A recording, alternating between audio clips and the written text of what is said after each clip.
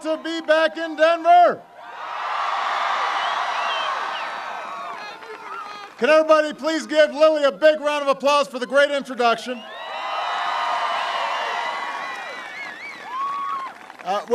We've got so many dignitaries, I can't name them all, but we've got your outstanding senators in the House. Your terrific members of Congress are here. Got our campaign co-chairs. Got Will.i.am. Most importantly, we've got all of you. Even though you had to get the winter coats out a little quicker than you expected. I love you back.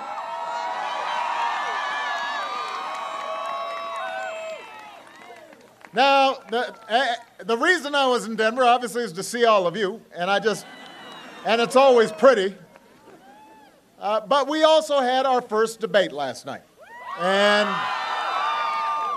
you know, when I got onto the stage, I met this very spirited fellow who claimed to be Mitt Romney.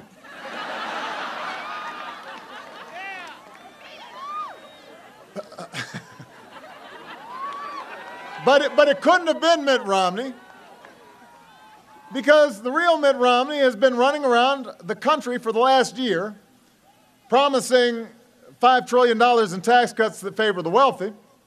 The fellow on stage last night said he didn't know anything about that. The real Mitt Romney said we don't need any more teachers in our classrooms. But don't boo, vote.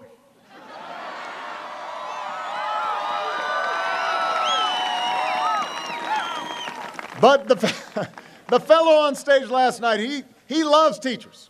Can't get enough of them. The Mitt Romney we all know invested in companies that were called pioneers of outsourcing jobs to other countries. But the guy on stage last night, he said that he doesn't even know that there are such laws that encourage outsourcing. He's never heard of them. Never heard of them. Never heard of tax breaks for companies that ship jobs overseas. He said that if it's true, he must need a new accountant. Now, we know for sure it was not the real Mitt Romney, because he seems to be doing just fine with his current accountant. So you see, the man on stage last night, he does not want to be held accountable for the real Mitt Romney's decisions and what he's been saying for the last year. And that's because he knows full well that we don't want what he's been selling for the last year.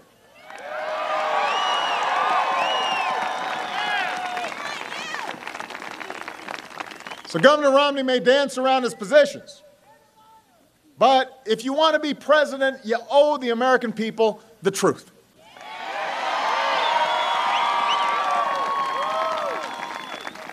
So here's the truth. Governor Romney cannot pay for his $5 trillion tax plan without blowing up the deficit or sticking it to the middle class. That's the math. We can't afford to go down that road again. We can't afford another round of budget-busting tax cuts for the wealthy. We can't afford to gut our investments in education or clean energy or research and technology.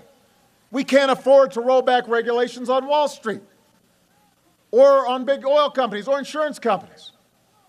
We cannot afford to double down on the same top-down economic policies that got us into this mess. That is not a plan to create jobs. That is not a plan to grow the economy.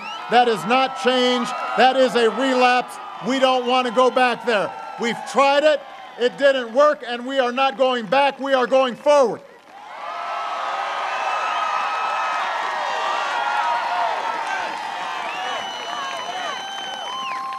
Now, I've got a different view about how we create jobs and prosperity. This country doesn't succeed when we only see the rich getting richer. We succeed when the middle class gets bigger. We grow our economy not from the top down, but from the middle out. We don't believe that anybody's entitled to success in this country, but we do believe in something called opportunity. We believe in a country where hard work pays off and where responsibility is rewarded and everybody's getting a fair shot and everybody's doing their fair share and everybody plays by the same rules. That's the country we believe in. That's what I'm fighting for. That's why I'm running for a second term for President of the United States, and that's why I want your vote.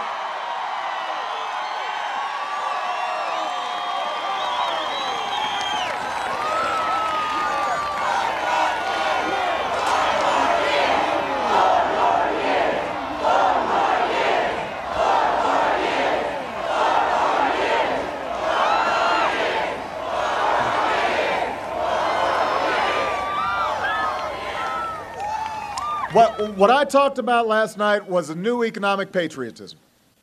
A patriotism that's rooted in the belief that growing our economy begins with a strong, thriving middle class. That means we export more jobs and we outsource, export more products and we outsource fewer jobs. You know, over the last 3 years, we came together to reinvent a dying auto industry that's back on top of the world. We've created more than 500,000 new manufacturing jobs. And so now you've got a choice. We can keep giving tax breaks to corporations that ship jobs overseas, or we can start rewarding companies that are opening new plants and training new workers and creating new jobs right here in the United States of America. That's what we're looking for. We can help big factories and small businesses double their exports and create 1 million new manufacturing jobs over the next 4 years. You can make that happen. I want to control more of our own energy. You know, after 30 years of inaction, we raised fuel standards so that by the middle of the next decade, your cars and trucks will be going twice as far on a gallon of gas. We've doubled the amount of renewable energy we generate from sources like wind and solar. And thousands of Americans have jobs today building wind turbines and long-lasting batteries. The United States of America today is less dependent on foreign oil than any time in nearly 2 decades. So now you've got a choice between a plan that reverses this progress or one that builds on it. You know, last night my opponent says he refuses to close the loophole that gives big oil companies $4 billion in taxpayer subsidies every year. Now we've got a better plan where we keep investing in wind and solar and clean coal and the good jobs that come with them, where farmers and scientists harness new biofuels to power our cars and our trucks, where construction workers are retrofitting homes and factories so they waste less energy. And we can develop a 100-year supply of natural gas that creates hundreds of thousands of jobs. And by the way, we can cut our oil imports in half by 2020. That will be good for our economy. That will be good for our environment. That will be good for Colorado. That will be good for America. That's what we're fighting for. That's why I am running for a second term as President of the United States.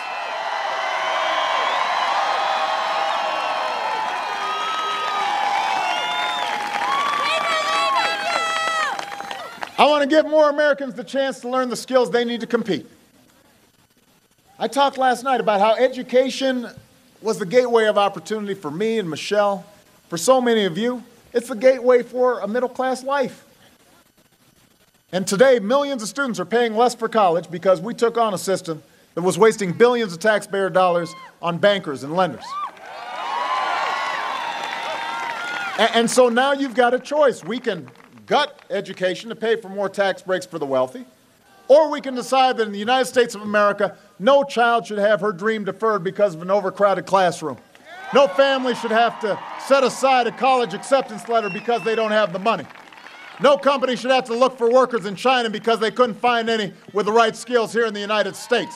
So we're going to recruit 100,000 new math and science teachers, and we're going to improve early childhood education, and we're going to create 2 million more slots in community colleges so that workers can get trained for the jobs that are out there right now.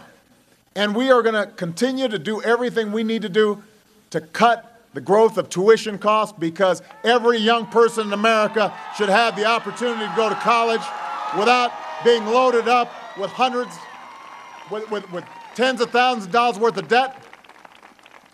That's part of what it means for us to be able to build an economy that lasts. And finally, I've got a balanced plan that independent experts say will cut the deficit by $4 trillion through a mix of spending cuts and higher taxes on wealthiest Americans. Now, I've already worked with Republicans in Congress to cut $1 trillion in spending. And I'm willing to do more.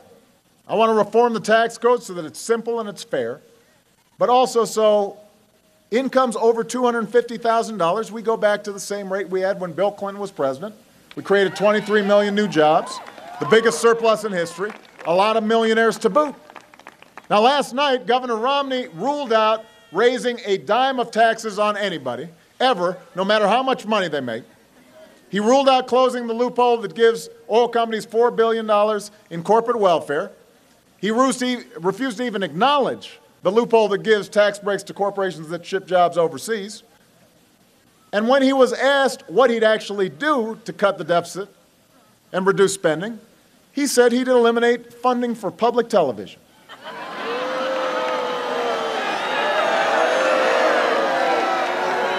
That was his answer. I mean, thank goodness somebody is finally getting tough on Big Bird. It's about time. We didn't know that Big Bird was driving the federal deficit. But that's what we heard last night. How about that? Elmo too?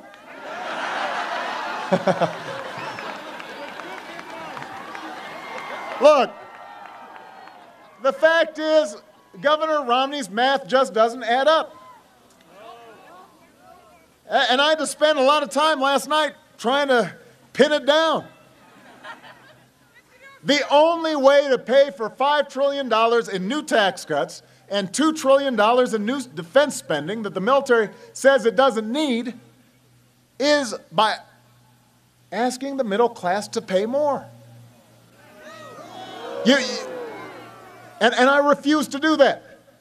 I refuse to ask middle-class families to give up their deductions for owning a home or raising their kids just to pay for another millionaire's tax cut.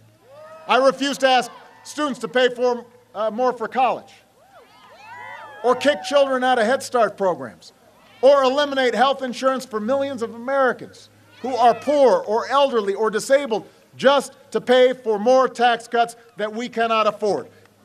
And I will never turn Medicare into a voucher.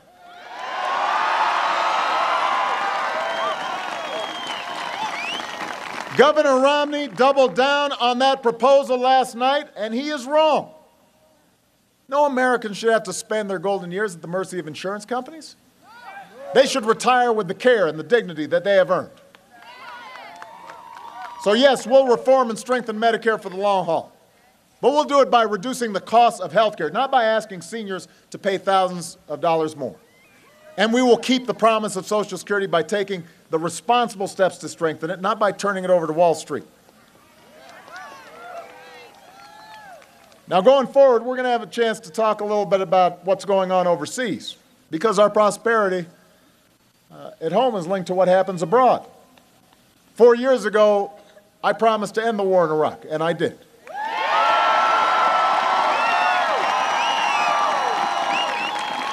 I said we'd wind down the war in Afghanistan in a responsible way, and we are.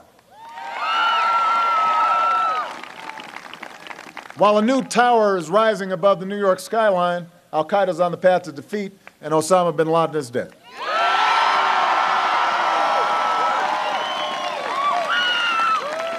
But we still face serious threats around the world. We saw that just a few weeks ago. And that's why, so long as I am Commander-in-Chief, we will sustain the strongest military the world has ever known. And when our troops take off their uniforms, we will serve them as well as they've served us. Because nobody should have to fight for a job when they come home or a roof over their heads when they have fought for their country. They have earned our respect and our honor. That's a commitment I make.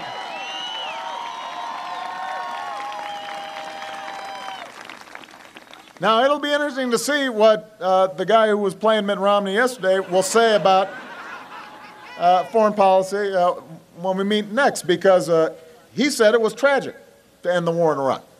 Take him to the shed. He won't tell us how he'll end the war in Afghanistan. And I'll use the money we're no longer spending on war to pay down our debt and to put more people back to work, rebuilding our roads and our bridges and our schools and our runways and broadband lines. Because after a decade of war, it's time to do some nation building here at home and put some folks to work here at home.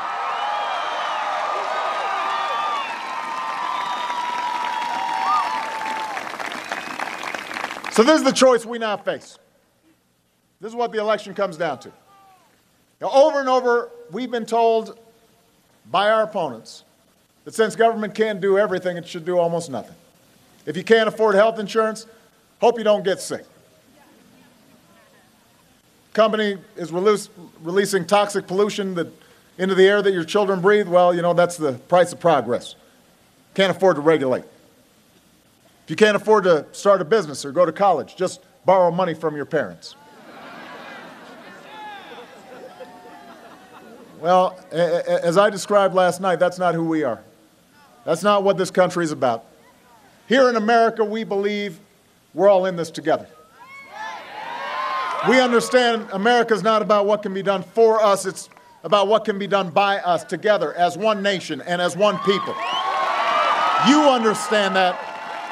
You understand that, Denver. You are the reason that there's a teacher in Pueblo who with her husband can buy her first home with the help of new tax credits that we helped pass. We couldn't have done it without you. You made that happen.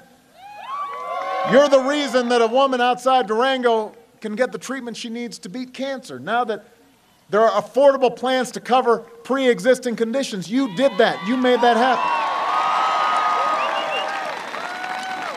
You're the reason that thousands of students at CU Boulder and Colorado State and University of Denver have more help paying for college this year. That happened because of you. You're the reason a young immigrant who grew up here and went to school here and pledged allegiance to our flag will no longer be deported from the only country she's ever called home. You're the reason why an outstanding soldier won't be kicked out of the military because of who he loves. You're the reason why thousands of families have been able to say to the loved ones who served us so bravely, welcome home. Welcome home. Welcome home. If you turn away now, if you buy into the cynicism that somehow the change we fought for is impossible, then of course change won't happen. If you give up on the idea that your voice can make a difference, then other folks fill the void. Lobbyists and special interests and the people who are writing the $10 million checks. And all the spin will end up dominating the airwaves, and that's how things go, and ordinary folks get left out. All the folks who are trying to make it harder for you to vote. The folks in Washington who think somehow that they should control the health care choices that women should be making for themselves. Only you can make change happen. Only you have the power to move us forward. You know, from the day we began this campaign, I always said real change takes time. It takes more than one term. It takes more even than one president or one party. You certainly can't do it if you've got a president who writes off half the nation before he even takes office. You know, in 2008, 47% of the country didn't vote for me. But on the night of the election, I said to all those Americans, I may not have won your vote, but I hear your voices. I need your help, and I'll be your president too.